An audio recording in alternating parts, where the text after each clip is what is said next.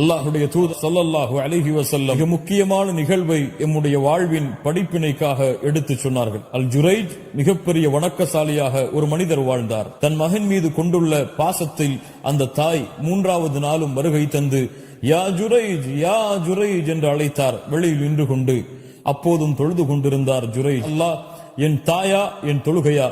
3வது நாளும் தொழுகையை தேர்ந்தெடுத்தார். 3 நாள் அழைத்தும் தன்னுடைய அழைப்பிற்கு தன் மகன் பதில் கொடுக்காததை தாய் கோபத்திலே தன் மகனுக்கு எதிராக பிரார்த்தனை செய்கிறாள். யா அல்லாஹ், ஜுரைஜை மரணமடைய செய்து விடாதே. விபச்சாரிகளுடைய முகத்தில் அவள் விழிக்கா. தாயுடைய பிரார்த்தனையை அல்லாஹ் அங்கீகரிக்கிறார். வழிகெடுப்பது என்று திட்டம் தீட்டிக் கொண்டிருக்கிறார்கள். பெண் வருகிறாள். நான் ஜுரைஜை வழிகெடுக்கிறேன் பாருங்கள். தன்னை அழகுபடுத்திக் கொண்டு ஜுரைஜுடைய வணங்குமிடத்திற்கு சென்று தன்னுடைய அழகை வெளிப்படுத்துகிறாள்.